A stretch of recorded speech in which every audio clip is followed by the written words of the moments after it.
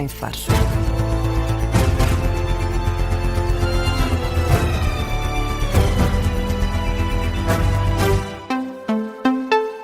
Notícias das duas com o Miguel Videira. E Miguel, bate fortemente a chuva associada à passagem pelo território continental da depressão Ingrid. Chuva que, de acordo com as previsões do Instituto Português do Mar e da Atmosfera, deve começar a cair com mais intensidade a partir de daqui a pouco. Os distritos de Lisboa, Leiria e Coimbra estão sob aviso amarelo entre as 3 e as 6 da tarde. Aviso que se prolonga até às 9 da noite nos distritos de Viseu, Évora, Porto, Vila Real, Setúbal, Santarém, Vieira do Castelo, Aveiro, Castelo Branco, Porto Alegre e Braga.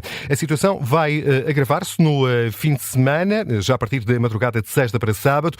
Por causa da agitação marítima, há um aviso vermelho para os distritos do Porto, Faro, Setúbal, Viana do Castelo, Lisboa, Leiria, Beja, Aveiro, Coimbra e Braga. Para daqui a pouco, 2h30 da tarde, daqui a menos de meia hora, está agendada uma conferência de imprensa da Proteção Civil por causa do acentuado agravamento das condições meteorológicas. E Miguel, o presidente do Governo Regional da Madeira, diz que as declarações do primeiro-ministro sobre o subsídio de mobilidade são ofensivas. Luís Montenegro reiterou ontem, durante o debate quinzenal no Parlamento, que as ajudas do Estado devem implicar que os cidadãos não estão em incumprimento com a administração. Em causa o novo regime de subsídio social de mobilidade, em vigor desde 6 de janeiro, que impõe a obrigatoriedade da ausência de dívidas ao fisco e à segurança social para aceder a este subsídio, um apoio concedido a quem vive nos arquipélagos dos Açores e da Madeira para viagens para o continente. A norma foi, entretanto, suspensa até ao final do mês, até ao próximo dia 31 de janeiro. Ora, em declarações aos jornalistas esta manhã, o presidente do Governo Regional da Madeira, Miguel Albuquerque, lamentou as palavras de Luís Montenegro, considera que prejudica a imagem do Governo da República. Ainda agora mandamos um comunicado do PSD a lamentar as afirmações do Sr. Primeiro-Ministro ontem na Assembleia da República. Não só lamentamos essas declarações que são ofensivas para a população da região autónoma da Madeira, como essas palavras, no fundo, refletem um certo alinhamento daquilo que é a realidade do que os madeirenses estão a passar neste momento. Porque o que está a acontecer é insistir num erro. E nós não podemos insistir no erro. Nós temos que fazer uma retificação, uma mudança substancial daquilo que foi aprovado. Miguel Albuquerque, à margem de uma visita a uma empresa no Funchal, sublinha que foi aprovada ontem no Parlamento Regional a proposta de lei com urgência para revogar as novas normas de acesso a este subsídio social de mobilidade. E Luís Montenegro vai apresentar queixa contra um utilizador da rede social X. Por causa da partilha de uma falsa publicação do Presidente dos Estados Unidos que inclui a imagem com uma mensagem alegadamente atribuída ao Primeiro-Ministro português, também falsa. Trata-se do utilizador Vox Vargas, a quem o chefe de governo imputa um ato de desinformação com elevada difusão pública. Num comunicado publicado nas redes sociais, o autor da publicação rejeita que tenha tido qualquer intenção de desinformar. Vox Vargas afirma que a conta é uma página de sátira política conhecida por partilhar imagens com mensagens humorísticas. Acrescenta ainda que o texto fictício atribuído ao Primeiro-Ministro foi escrito de modo a não deixar margem para dúvida de que se trata de uma sátira. E José Sócrates apresentou queixa da Justiça Portuguesa às Nações Unidas. Ao Conselho de Direitos Humanos da ONU, entende que está a ser posto em causa o direito de defesa no âmbito do julgamento da Operação Marquês.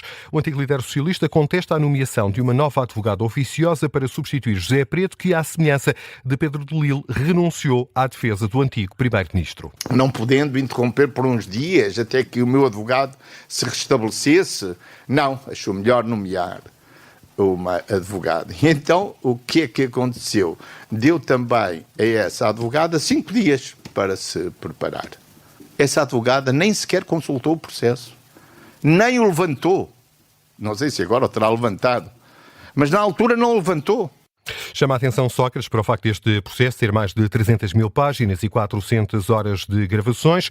Argumenta que é humanamente impossível consultar o processo desta dimensão num espaço temporal tão curto e acusa o Tribunal Português de ter violado a Convenção Universal dos Direitos do Homem. Violando diretamente, grosseiramente, o artigo 6º da Convenção, como diz a linha B do ponto 3 desse artigo, que se refere exatamente ao tempo necessário para as pessoas se defenderem, que os meus advogados deram conta ao Tribunal e deram conta agora também ao Special Rapporteur das Nações Unidas.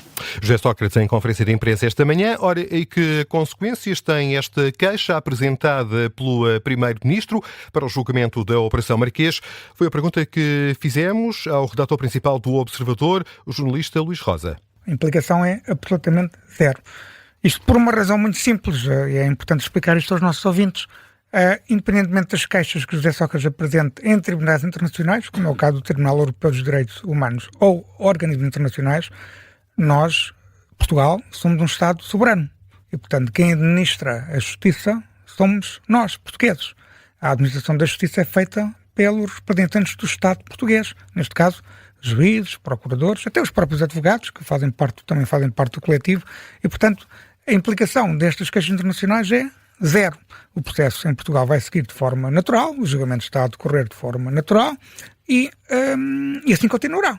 Luís Rosa, redator principal do Observador, que acompanha de forma próxima os temas relacionados com a justiça, que ia sublinhar esta ideia de que a queixa apresentada pelo antigo Primeiro-Ministro José Sócrates não tem qualquer implicação no imediato para o julgamento da Operação Marquês. E Miguel, está formalmente criado o Conselho de Paz. A cerimónia presidida por Donald Trump decorreu ao final da manhã em Davos, na Suíça. O Conselho de Paz foi anunciado no âmbito do acordo de cessar-fogo entre Israel e o Hamas e tinha por missão supervisionar o cumprimento desse cessar-fogo. A verdade é que passou a ser a intenção de Trump alargar o âmbito desta organização. Assim, o Conselho de Paz, de acordo com a Carta Constitutiva, tem por missão promover a paz em todo o mundo. Uma necessidade, diz Trump, face às dificuldades de resposta das Nações Unidas. Eu sempre disse que as Nações Unidas têm um enorme potencial, mas não sabem aproveitá-lo. E a ONU tem ótimas pessoas, mas nas 8 guerras que eu consegui terminar, não falei com nenhuma delas. Se acham que elas conseguiam acabar com 8 guerras, acho que tentaram, pelo menos, acabar com algumas, mas não se esforçaram o suficiente. Donald Trump vai presidir ao novo Conselho, que, de acordo com o alto funcionário da Casa Branca, integra perto de 35 países, de um conjunto de quase 60 convites que foram feitos. Israel, Arábia Saudita, Hungria, Argentina, Bielorrússia são alguns dos Estados que integram a organização. Garante Donald Trump que este número vai aumentar. Quase todos os países querem fazer parte disto e nós enviámos as cartas há alguns dias e estes são apenas alguns dos países que estão aqui. Por acaso estão em Davos, cada um deles é meu amigo. Eu gosto de todos. Sendo que também há recusas. França, Noruega, Suécia e Eslovénia disseram não. Portugal foi convidado. Disso mesmo deu conta esta semana o Ministro dos Negócios Estrangeiros. Paulo Rangel adianta que o Governo está em consulta com outros parceiros para decidir o que fazer.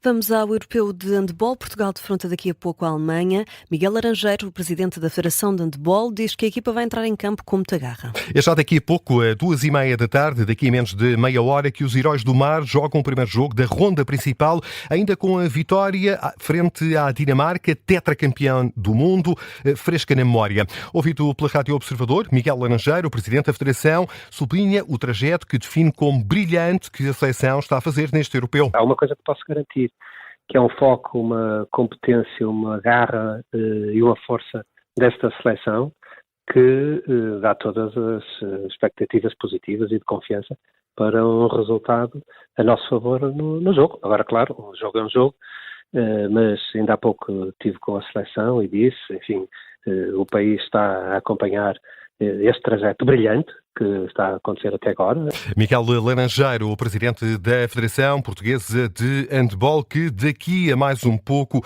vai estar, claro, a torcer pela seleção portuguesa que defronta a Alemanha na ronda principal deste europeu de handball. E a fechar, Miguel, que outros temas estão em destaque? Já são conhecidos alguns dos nomeados para os Oscars. Para melhor argumento original estão nomeados os filmes Blue Moon, Foi Só um Acidente, Marty Supreme, Valor Sentimental e Pecadores. Também as categorias de ator e atriz secundários já são conhecidas. Valor Sentimental tem 2 atrizes nomeadas. A categoria de melhor ator secundário é das mais concorridas, com Batalha, atrás de Batalha, ter 2 atores nomeados, outros atores a receberem nomeação. são Jacob Elordi, Leroy Lindo e Stellan Skarsgård. Os resultados destas nomeações, a divulgação das nomeações, estão a ser acompanhadas pela Rádio Observador, que teremos na íntegra em futuros espaços informativos. Mais um acidente ferroviário em Espanha. Um comboio de passageiros colidiu contra uma grua em Cartagena, na região de Múrcia. O acidente ocorreu por volta do meio-dia, hora local, em Alumbres. Fernando López Mira, presidente da região de Múrcia, confirma que o acidente provocou 5 feridos ligeiros e que não houve descarrilamento.